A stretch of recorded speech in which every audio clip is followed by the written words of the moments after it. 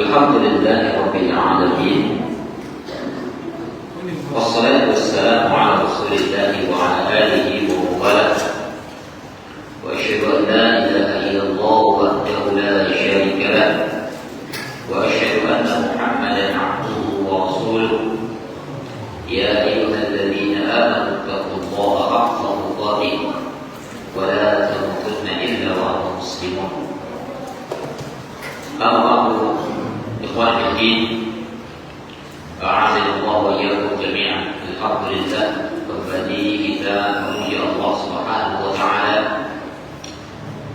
karena Allah telah memberikan kita berbagai bentuk kenikmatan sehingga pada kesempatan ini alhamdulillah Allah masih memberikan kita kesempatan sehingga kita bisa untuk sama-sama hadir di majelis yang mulia ini dalam rangka melanjutkan kajian kita pada bulan kemarin. Alhamdulillah kita menjelaskan di awal pertemuan kemarin itu dengan hadis yang ke-10 dari hadis Arba'in Nawawi. Baik, kemudian salawat dan salam semoga terlimpahkan kepada Nabi kita yang mulia Nabi Muhammad SAW, yang mana beliau merupakan qudwah kita di dalam beribadah kepada Allah Subhanahu wa taala. Baiklah, sebelum kita lanjutkan penjelasan tentang hadis yang ke-10 dari hadis Arba'in Nawawi ini, kita bacakan kembali teks hadisnya.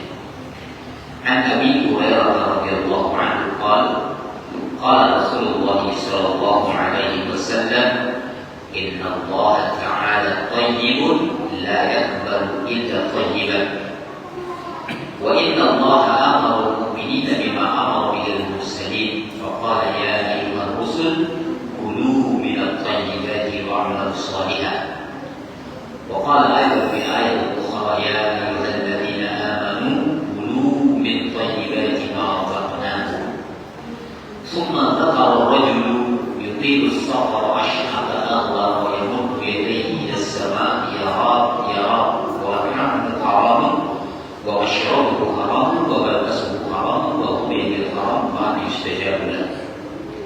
Atau dalam riwayat yang disebutkan فأنا يستجاب لذلك رواه مسلم.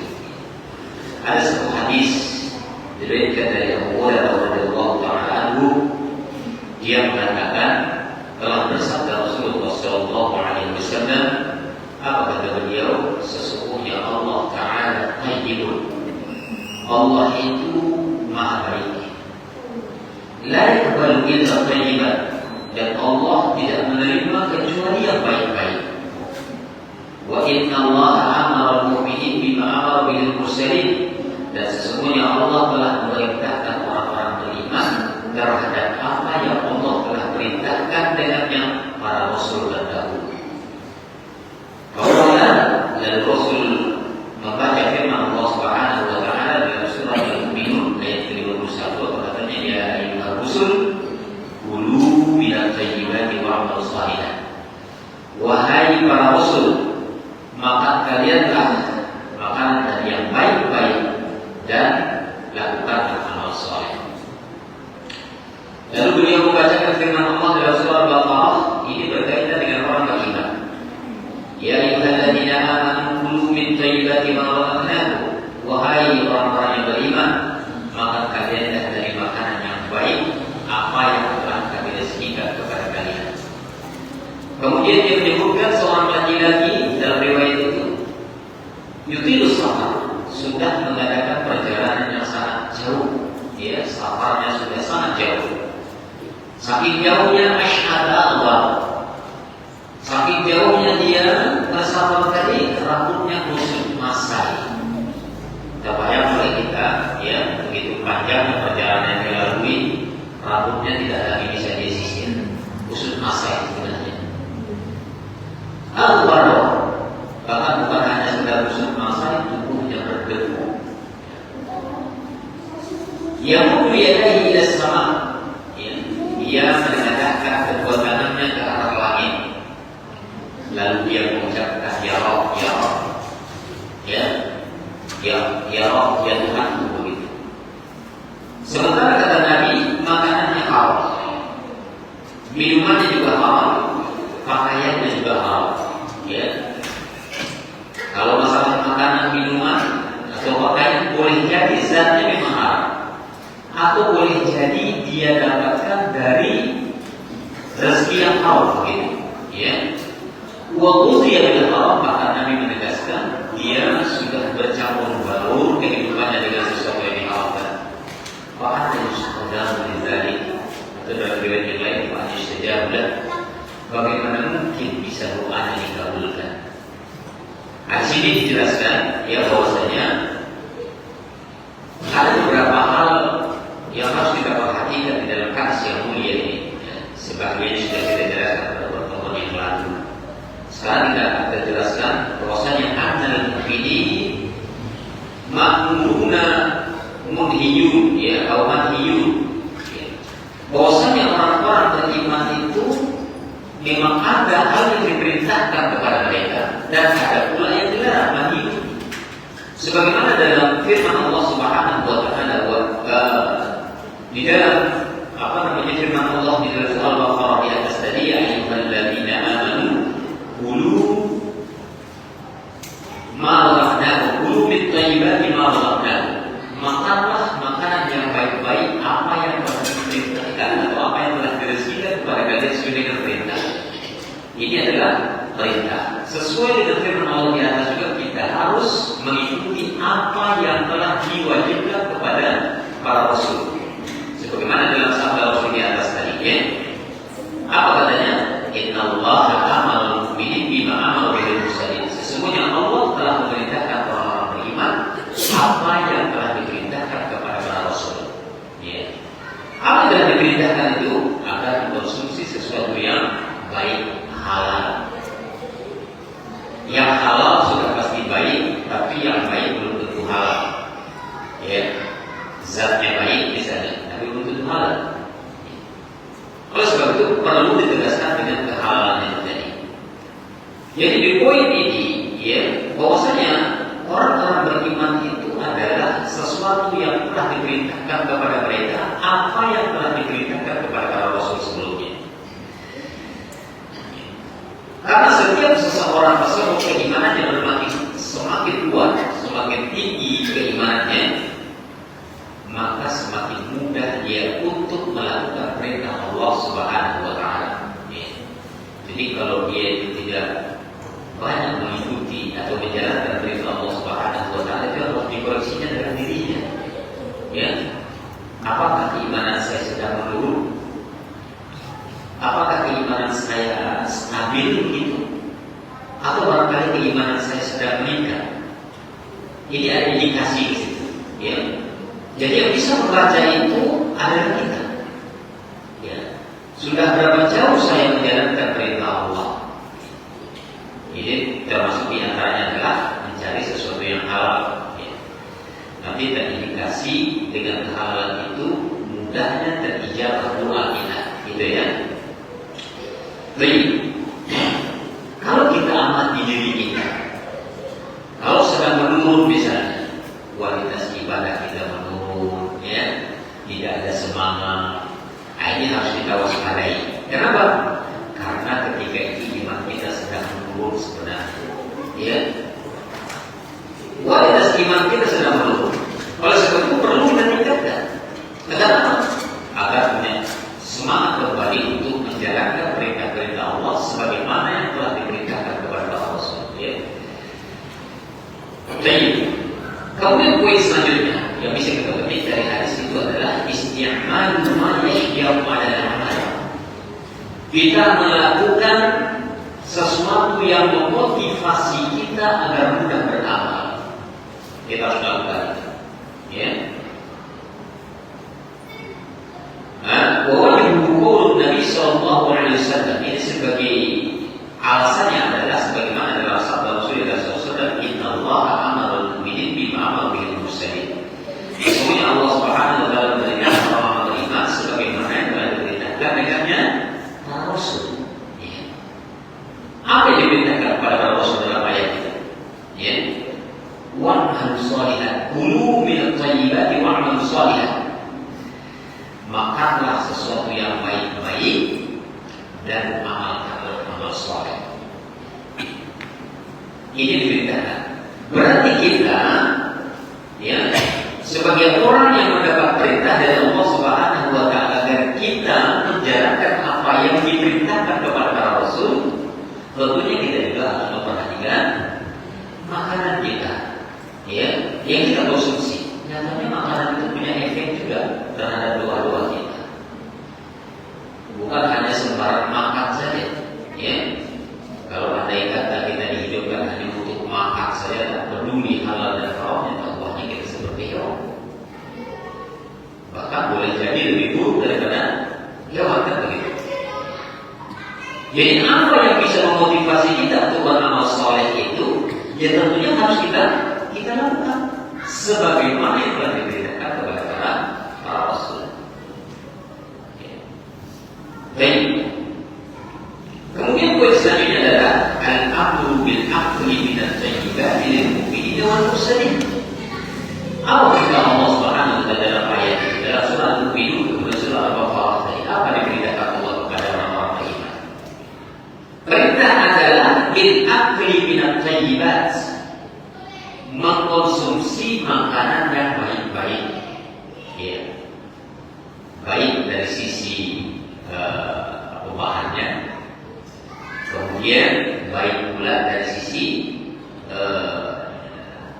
pendapatannya atau mendapatkan makanan itu. Jadi ketika mendapatkan makanan itu dengan cara yang halal, ya, kemudian bahan bakunya juga adalah sesuatu yang halal, maka itu baik. Kemudian pola makan juga harus diperhatikan. Ya. Makanya ada sebagian temuan-temuan, ya, di tim orang kesehatan itu biasanya kita dilarang makan malam misalnya. Itu menyebabkan apa? Menyebabkan banyak penyakit pengendapan kalori yang berlebih di dalam tubuh kita sehingga menimbulkan berbagai penyakit. Walaupun kita konsumsi dalam sesuatu yang halal, ya, hukumnya ubah saja kalau kita konsumsi, tapi pola makan kita salah, ya, waktu makan kita keliru, sehingga akan terjadi ya banyak penyakit. Ini yang menyebabkan terkadang kita malas untuk melakukan amal soleh. Ya. Makanya orang-orang zaman dulu di kalangan para sahabat, di kalangan tabi'in, kemudian tabi'in, kalangan para ulama saleh terdahulu, mereka betul-betul menjaga makan lebih baik. Mereka lapar daripada makan berlebihan sehingga kekenyangan. Ya. Karena dengan banyak yang kita makan, kita malas untuk melakukan apapun. Ya, bawahnya mau tidur aja. Ya, memang kalau kelaparan kali itu mau tidur juga. Ya, tetapi bisa kita seimbangkan. Artinya apa? Makan itu jangan terlalu berlebihan. Tapi saya sudah biasa makan karena Ustaz, iya, karena sudah terbiasa. Maklum kita ini sebenarnya tergantung kebiasaan kita. Kalau kita biasa makan tinggi, itu makan banyak nggak bisa. Ya, dan malah dulu aja, udah kenyang. Tapi kalau sudah dibiasakan makannya banyak, makan dikit nggak bisa. Harus banyak, karena lama-lama. Ya, itu. Kalau sebab itu kembali kepada kita. Apa yang telah Allah perintahkan kepada para Rasul itu diperintahkan juga kepada orang beriman. Di dalam ayat itu ada dua ayat di atas tadi itu jelas. Apa itu? Ya, mengkonsumsi makanan yang baik. Ya. Kemudian Rasul diperintahkan wa'mal sholihan. Ya, wa'mal sholihan. Oleh sebab itu, jemaah yang dimuliakan Allah Subhanahu wa taala, orang yang menikmati segala yang baik menurut dia, tapi dia dapatkan dengan cara yang tidak syar'i, artinya ini tidak halal gitu. Walaupun bahan yang dia konsumsi adalah sesuatu yang baik, tapi mendapatkannya dengan cara yang tidak halal, ini adalah perbuatan tercela.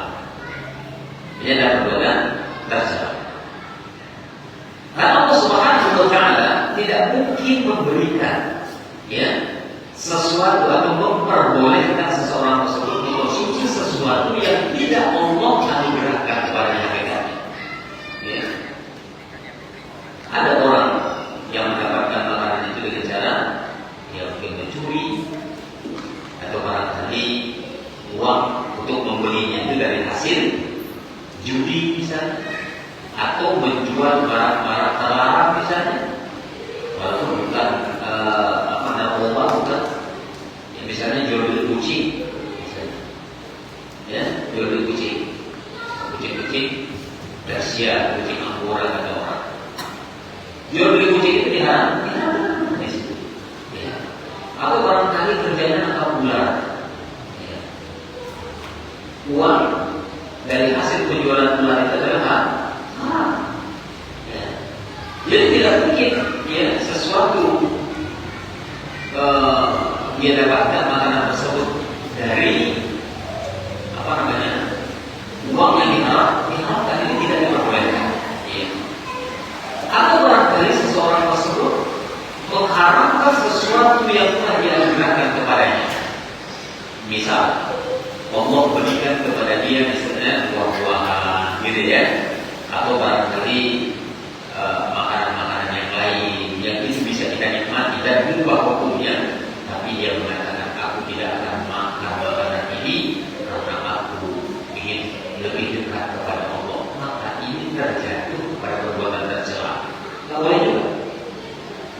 Aku nggak menikah lah biar lebih mudah beribadah, nggak boleh juga. Sebagaimana dalam hadis ini ya, ada 3 orang yang datang kepada Rasulullah, kepada Aisyah radhiyallahu anha. Tapi Nabi mendengar ucapan mereka, wahai Ummul Mukminin, kata mereka, wahai ibunya orang-orang beriman, kami mau membandingkan amalan kami dengan amalan kami. Ya, satu mengatakan aku puasa dan tidak pernah berubah. Yang satu mengatakan aku sholat malam terus tanpa tidur.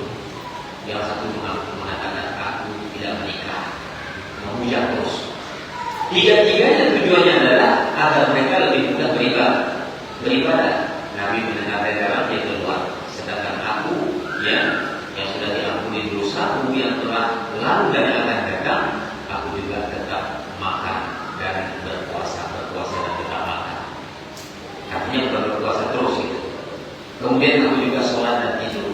Aku juga menikahi beberapa wanita. Apa kata Nabi SAW dalam hadis itu? Man rohiba sunnati falaysa minni. Orang yang benci akan sunnahku bukan golongan. Ini bisa kita kiaskan kepada mengkonsumsi sesuatu yang dia harapkan untuk dirinya demi mendekatkan diri kepada Allah, dan ini diharapkan. Ya, sebagaimana dilakukan oleh orang-orang sebagian thariqah, orang menjalankan suluk ya. Nah, suluk itu selama 40 hari dalam kelas, walaupun bukan sepenuhnya 40 hari dalam kelas, ya, tapi tidak boleh konsumsi sesuatu yang berdarah, misalnya ikan, itu tidak boleh. Ayam tidak boleh. Makanannya adalah sayur bening, ya, sayur-sayuran, ya, vegetarian.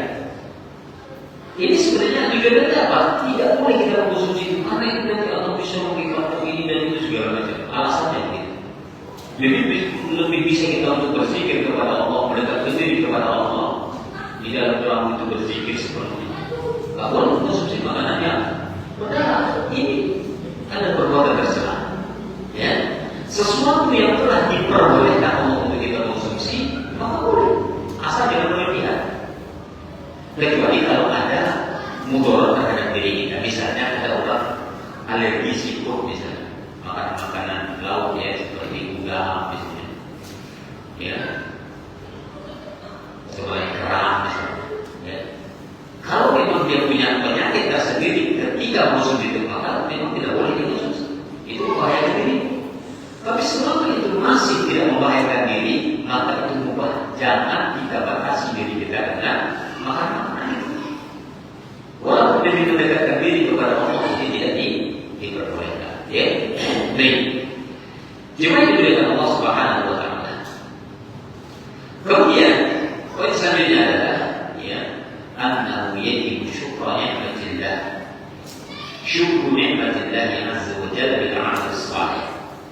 kita wajib mensyukuri nikmat yang telah Allah berikan kepada kita dengan apa? Dengan menjalankan amal saleh. Itu yang terdapat dalam firman Allah di atas itu. Ya ayyuhar rusul, kulu minat thayyibati wa'malu shalihan.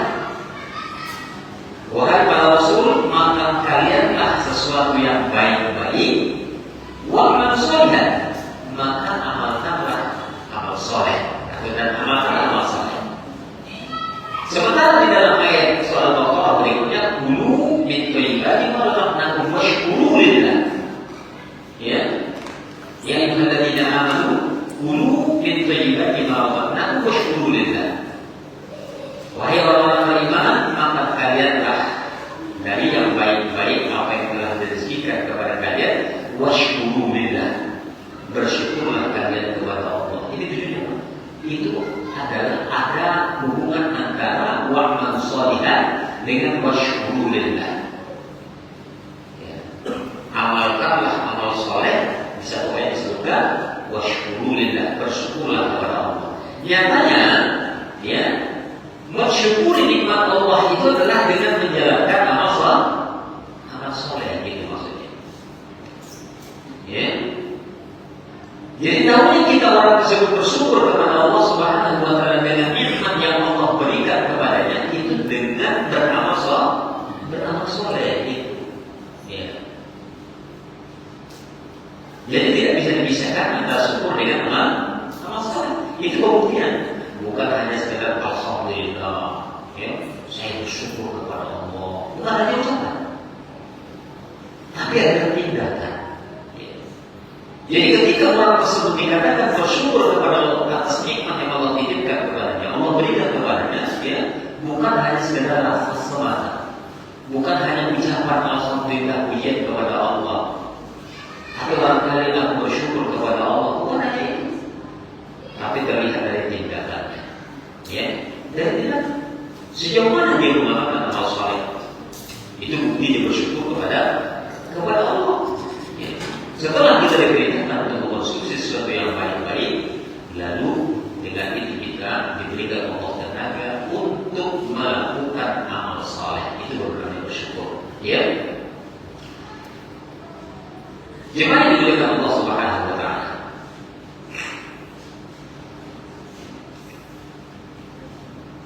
Ya, sebagaimana dikatakan di sini, ya, wa yataharrafu min al-jam'i bainal ayatain.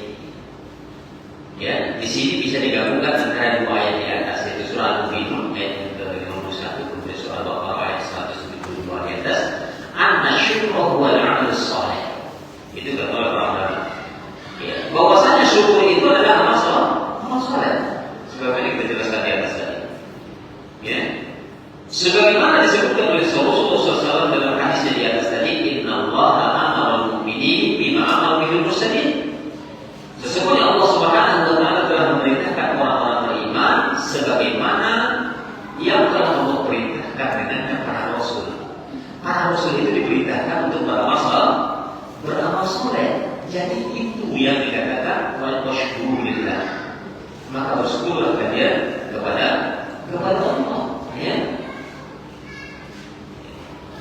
Yang pertama adalah, ya, yang diperintahkan kepada Rasul yang pertama adalah al-aklu minat thayyibat, yaitu mengkonsumsi makanan yang baik-baik. Sama dengan surah Al-Baqarah tadi. Surah Al-Mu'minun menyebutkan yang Rasul kulu minat thayyibat. Ayat yang kedua menyebutkan ya ayyuhalladzina amanu, ya, kulu min thayyibat mimma razaqnakum washkuru lillah. Berarti apa yang diperintahkan di situ kepada para rasul?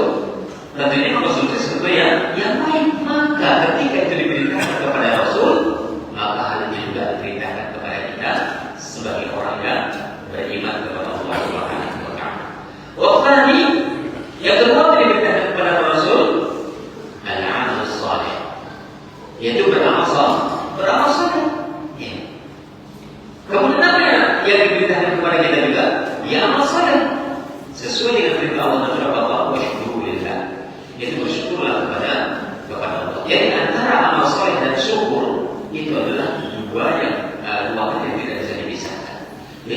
orang tersebut bersyukur berarti dia sedang beramal soleh, dia lakukan amal soleh berarti dia bersyukur.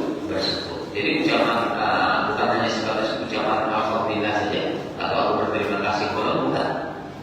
Tapi sejauh mana dia mendekatkan diri kepada Allah dengan amal soleh yang diperintahkan, ya, yaitu amal-amal yang sesuai dengan sunnah Rasulullah SAW, maka dia itu adalah orang yang bersyukur kepada Allah Subhanahu wa Ta'ala.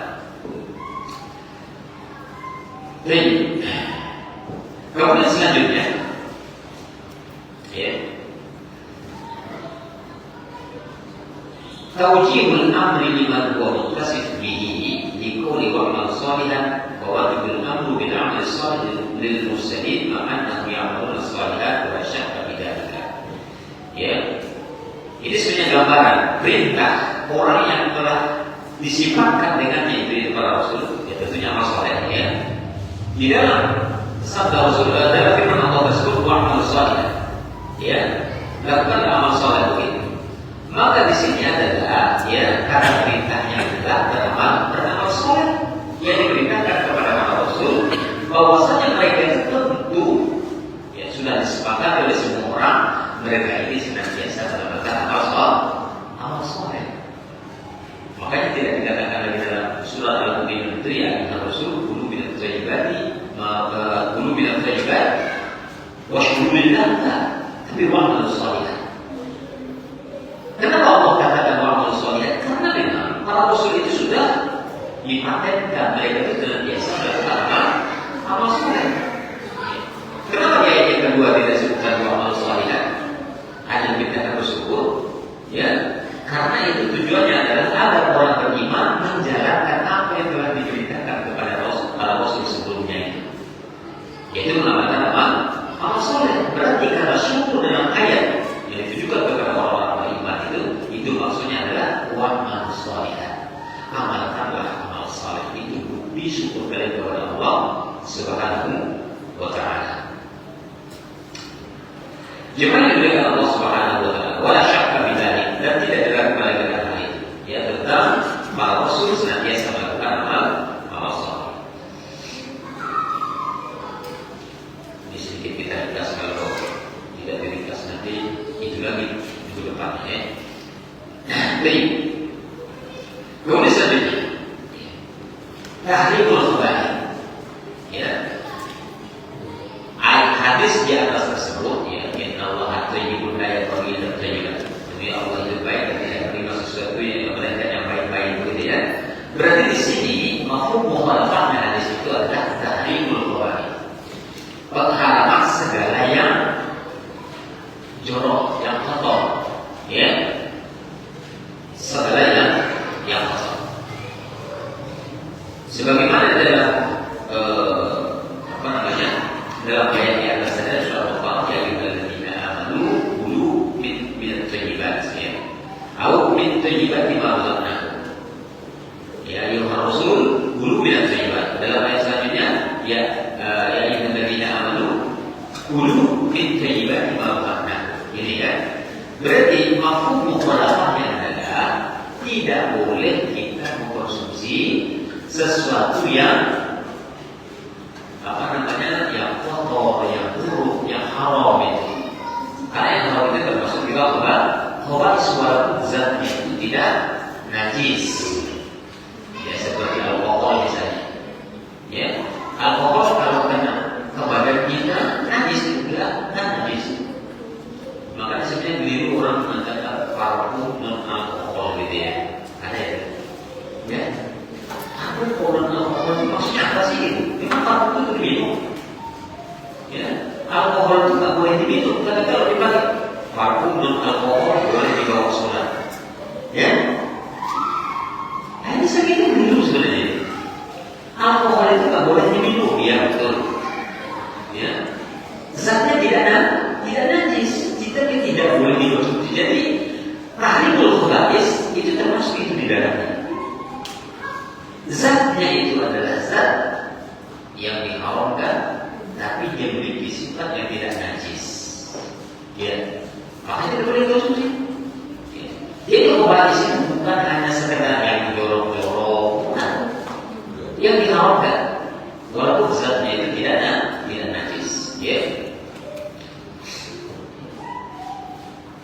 Jadi sebagian orang ya bahwasanya ada sesuatu tersebut bagi dia itu adalah jorok ya, seperti belalang misalnya. Ada orang yang maksudnya boleh dikonsumsi, boleh ya. Belalang itu dihalalkan oleh Rasulullah SAW. Tapi sebagian orang tidak suka.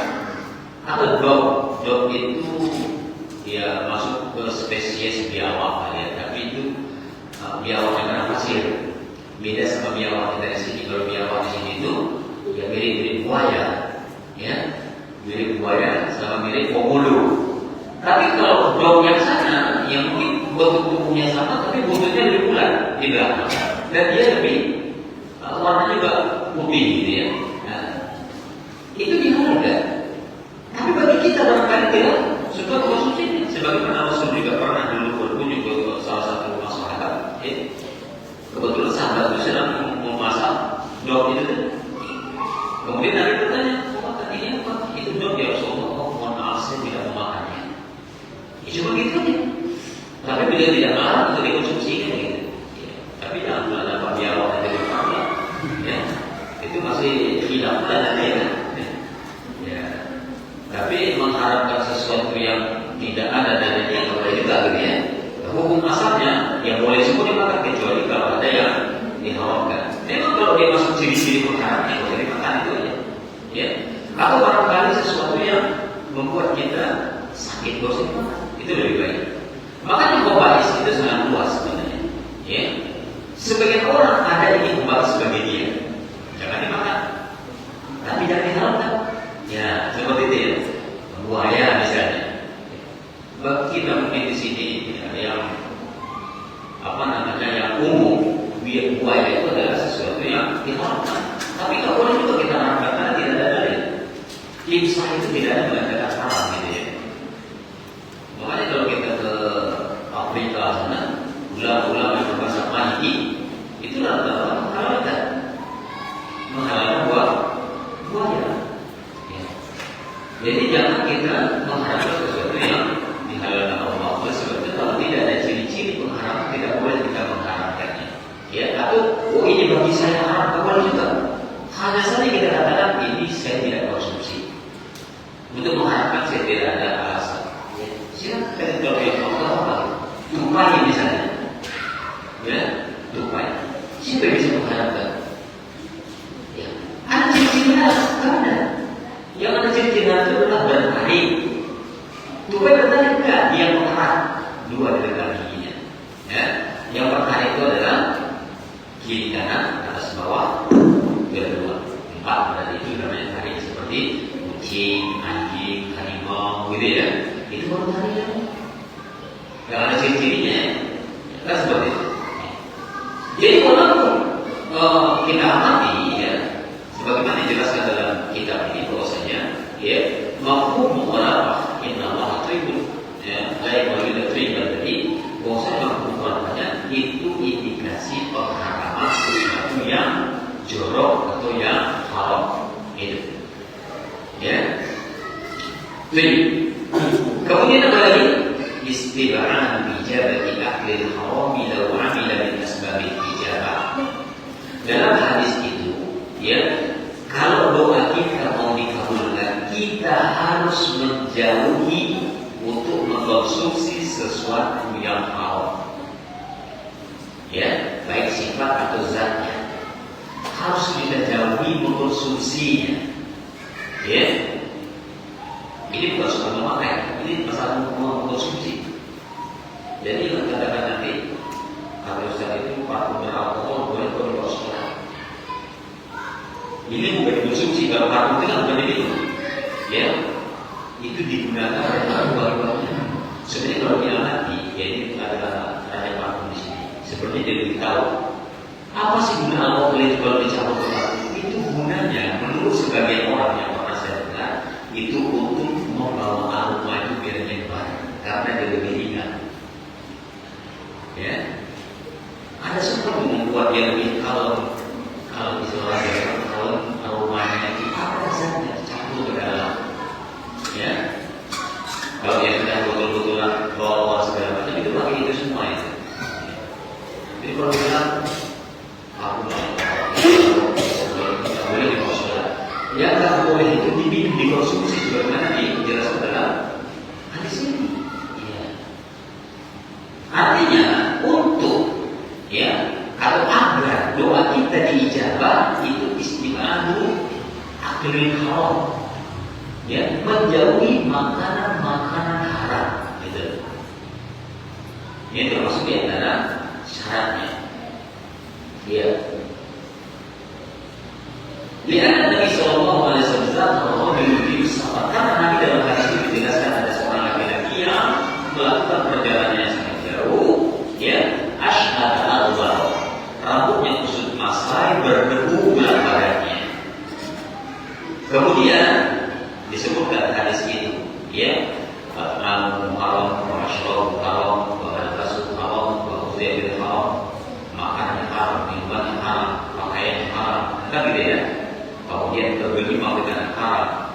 Pak itu sudah dibeli tadi. Bagaimana doa ini bisa dikabulkan kalau begitu? Nyatanya makanan, minuman yang dikonsumsi itu bisa berpengaruh terhadap dikabulkannya doa. Makanya kalau makanannya yang halal, yang baik-baik, lebih mudah dikabulkan doanya, bukan begitu? Ini yang terkandung dalam hadis tersebut. Lakin hal-hal yang anna yastahil ijab. Akan tetapi apakah ini maksudnya adalah mustahil dikabulkan doanya? Al-jawab, la, maksudnya tidak. Bi'anna insan qad yastab'idu syai'an lakin la yaqa. Akan tetapi seseorang tersebut karena sudah berusaha untuk menjauhi sesuatu, akan tetapi terjadi juga begitu. Karena Nabi SAW Islam ada tanfiran dan akhir haram. Maksudnya adalah menjauhi sesuatu tersebut. Tujuannya adalah agar orang itu menjauhi sesuatu yang haram. Tidak pula artinya kalau dikatakan seseorang itu sudah berupaya menjauhi, tapi itu atau kita berupaya misalnya. Ini sebenarnya tujuan Nabi adalah agar orang tersebut menjauhi sesuatu yang diharamkan, gitu maksudnya. Sesuatu yang diharamkan agar mudah dijauhkan doa. Kalau tidak, yaitu bisa faktor atau salah satu faktor penyebab tidak dikabulkannya doa. Mungkin harus kita perhatikan kembali apa yang kita konsumsi, gitu ya. Kemudian ada lagi di dalam hadis itu anna safar min asbab ijabah doa. Bahwasanya bersafar itu salah satu tempat diijabahnya doa. Jadi ketika kita bersafar, maka banyak-banyaklah memohon kepada Allah agar doa kita juga, karena bersafar itu adalah salah satu di antara sebab terkabulnya doa. Tapi safar kemana? Safarnya ke tempat yang mulia, bukan ke tempat kemaksiatan. Jadi nanti bersafar pulangnya kemana tuh? Kami mau dari bulan sebulan di mana? Kita pulang misalnya, bulan syekh ini syekh itu, ini kami bersafar nih, tapi untuk menyembuhkan Allah. Itu nggak bakal dikabulkan. Kami mau bersafar dulu ke mana? Ke Sumatera Barat, ke Yaman, habis sana juga bulan Kiai misalnya. Itu bukan bersafar. Yang bersafar yang dimaksud di sini adalah agar bisa dikabulkan doa kita bersafar ke tempat yang diridhai Allah. Bukan bersafar ke tempat kesyirikan, bukan bersafar ke tempat sesuatu perkara yang diadakan dalam agama, bukan. Gitu ya. Jadi, makanya di sini disebutnya ada safar min asbab ijabah doa. Bahwasanya bersafar itu termasuk di antara sebab dikabulkannya doa. Baik, kita dulu kita, insya Allah kita sambung kembali ketika selesai kita kepada suatu komunikasi dengan Islam.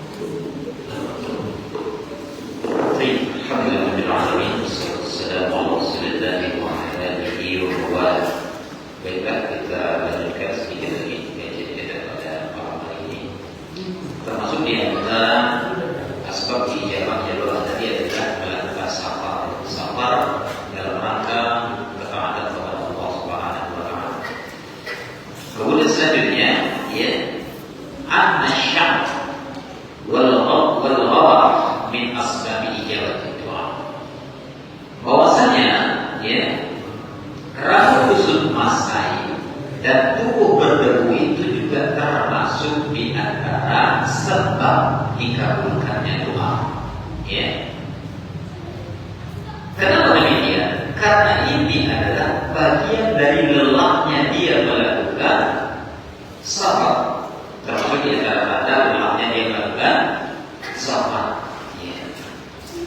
Dan ini termasuk di antara kewaraan seseorang. Ya. Bukan berarti memang kita harus kumal gitu, bukan.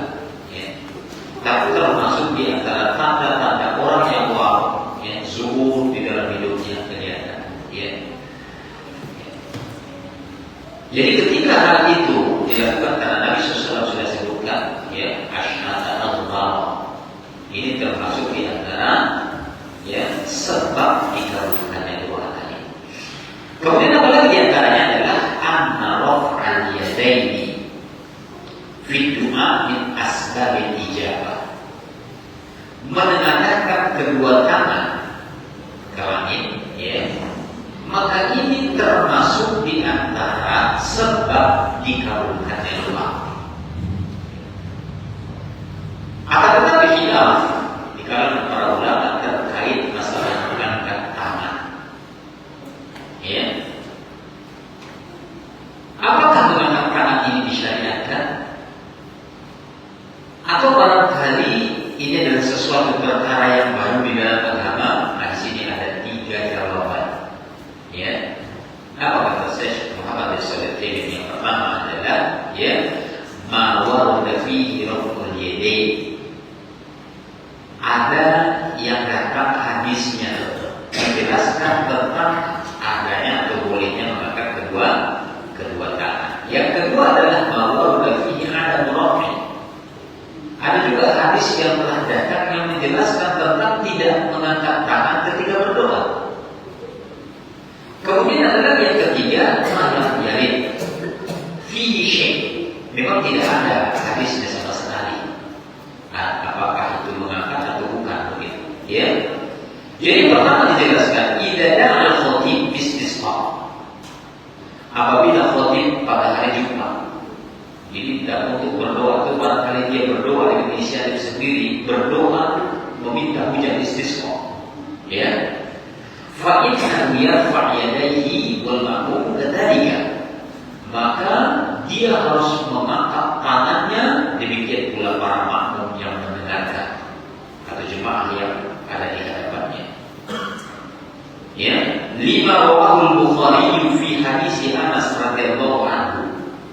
Ini ada hadis diriwayatkan oleh Imam Bukhari di dalam hadis yang diriwayatkan dari Anas radhiyallahu anhu. Fi qissatil a'rab alladhi talaba min Rasul sallallahu alaihi wasallam fi khutbatil Jumu'ah ay yastasqiya farafa'a an-nabiy sallallahu alaihi wasallam yad'u wa rafa'a an-nas aydiyahu ma'ahu yad'u. Ini adalah satu kisah ada orang Badui yang meminta Rasulullah sallallahu alaihi wasallam ketika khutbah Jumat itu, dia meminta agar Nabi doa istisqa atau mendoakan agar turun hujan. Lalu Nabi sallallahu alaihi wasallam mengangkat tangannya berdoa, lalu orang-orang pun mengangkat tangan mereka sambil berdoa pula. Ya, ini yang ada dalilnya. Ya. Wa mimma ja'a fi sunnah raf'ul yadain fi qunutin nawazil. Kemudian ada lagi yang datang di dalam sunnah berkaitan dengan mengangkat tangan ini adalah ketika qunut nazilah. Qunut nazilah itu dilakukan Nabi sallallahu alaihi wasallam ketika Nabi melaknat kaum Rohlah dan Zakwan. 1 bulan namanya. Qanata syahran ba'da ruku'i yad'una ala raqam wa Zakwan. Nabi SAW pernah dia qunut nazilah 1 bulan namanya. Dia berqunut setelah bangkit dari ruku', ya, untuk melaknat kaum Rohlah dan Zakwan. Kenapa beliau melaknat? Karena ketika beliau memutus utusan agar mengajak kaum Rohlah dan Zakwan ini masuk ke dalam Islam, nyatanya dibunuh utusan itu. Nabi marah, gitu, ya, itu asbabun nuzulnya. Kemudian sholat witir, ya, sholat witir misalnya, itu juga ada sunnahnya mengangkat tangan. Artinya apa? Ketika qunut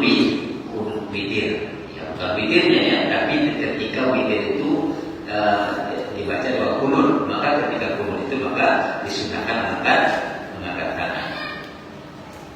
Kemudian berkata kalau yadaini ala sofa wa ala marwah, ketika kita berada di bukit sofa dan bukit marwah, kita juga disunahkan mengangkat tangan menghadap ke Ka'bah kita, mengangkat tangan sambil berdoa. Wa fi Arafah, kemudian di bukit Arafah ketika musim haji, ya. Wa ma asyara dzalika, dan yang semisalnya. Fal amru fiha wadih. Ini perkara ini jelas, sangat jelas, ya, wadih. Kemudian yang kedua, ya, ma warada fihi adab rafi.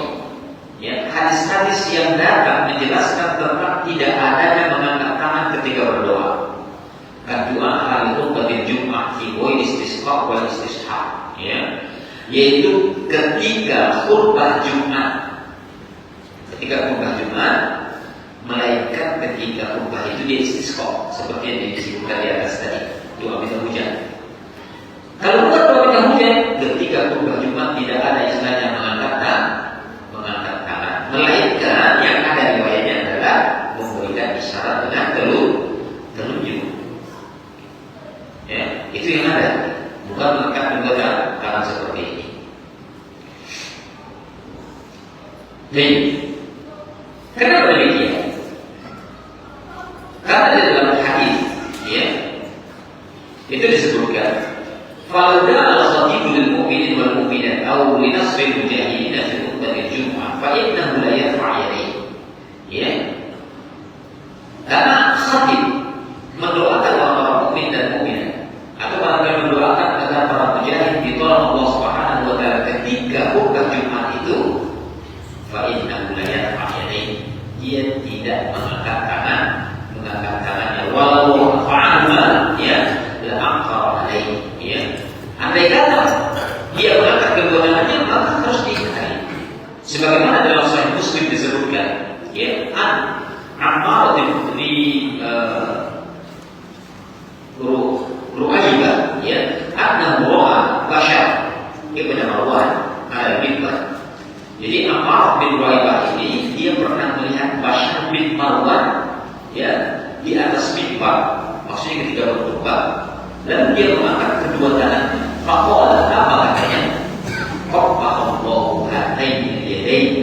Laqad ra'aytu Rasulullah sallallahu alaihi wasallam ma yazidu an yaqula bi yadihi hakadha wa asyara bi asba'ihi al-musabbah. Ya. Apa katanya? Semoga Allah menjelekkan kedua tangan itu. Itu katanya, ya. Karena aku pernah melihat Rasulullah SAW, ya, ketika berkhutbah, dia tidak mengangkat kedua tangannya ketika berkhutbah itu atau berdoa dalam khutbahnya, melainkan dia hanya memberikan isyarat dengan telunjuknya. Ya, itu yang Allahumma shalli ala Muhammad wa ala ali Muhammad itu. Pakai telunjuk, bukan gini, gitu, ya. Itu yang ada hadis dalam Sahih Muslim, ya. Baik. Wa kadzalika raf'ul yadaini fi du'a salat. Demikian pula, ya, masalah mengangkat kedua tangan, ya, ketika berdoa di dalam salat. Seperti doa antara dua sujud misalnya, atau doa setelah tasyahud akhir. Kan tidak harus begini kita. Kata di atas paha, gitu, ya. Nah, ini menunjukkan bahwasanya ada kalanya memang disunahkan mengangkat tangan dan ada tidak, begitu, ya. Jangan dibuat pula yang tidak dianjurkan pada angkat tangan, ya. Kemudian yang ketiga tadi adalah yang tidak ada sama sekali, baik itu mengangkat ataupun tidak mengangkat kedua tangan.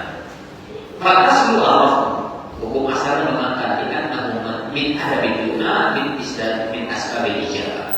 Mengangkat tangan itu memang termasuk adab di dalam berdoa dan juga termasuk di antara sebab-sebab dikabulkan doa. Ini secara umum, ya.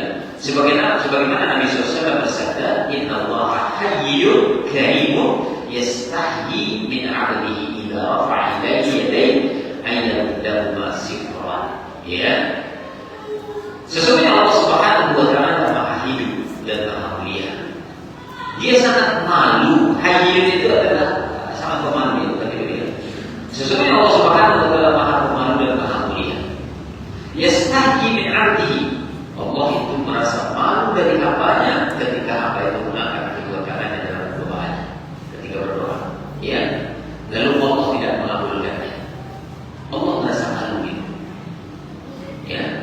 Tapi para ulama juga menjelaskan bahwasanya ya hadis ini adalah dhaif. Yang terdapat di dalam Sunan Ahidah. Ya, hadis itu ya.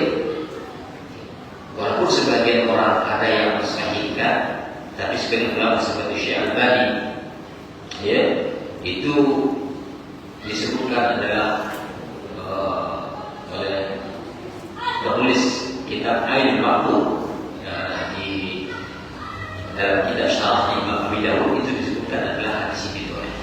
Walaupun kita adalah para ulama ya, tapi secara ya para ulama bahwasanya orang itu malu ketika dia tidak mengabulkan kata apa yang berdoa dengan mengatakan dua kata.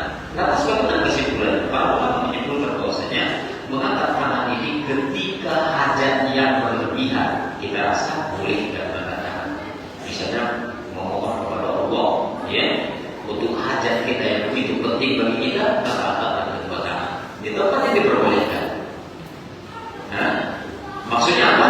Doa secara umum. Tapi kalau doa-doa secara khusus yang nanti tidak dilakukan angkat tangan, jangan angkat tangan. Seperti doa segala sesahut yang kedua misalnya.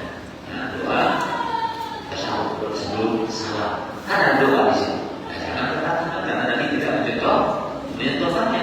Ketika berubah, yang ada dengan memberikan isyarat belum cukup begitu. Tapi selebihnya, ketika kita berdoa untuk hajat-hajat kita yang kita rasa itu adalah sesuatu yang penting, maka bolehlah kita sebagai adab dalam doa mengangkat kedua tangan kita agar doa kita tersebut dikabulkan Allah Subhanahu wa taala. Baik, ini ya. Jadi mungkin ini saja yang bisa kita sampaikan dan semoga bermanfaat. Apa yang kita sampaikan malam hari ini, insyaallah di pertemuan berikutnya kita akan masuk pada hadis yang ke-11 ya, yang berkaitan dengan kaidah komunikasi dalam agama kita. Baik. Ini saja akan kita hadapkan pada adalah subhanallah wa bihamdihi asyhadu an la ilaha illa anta astaghfiruka wa atubu ilaik. Wassalamualaikum warahmatullahi wabarakatuh.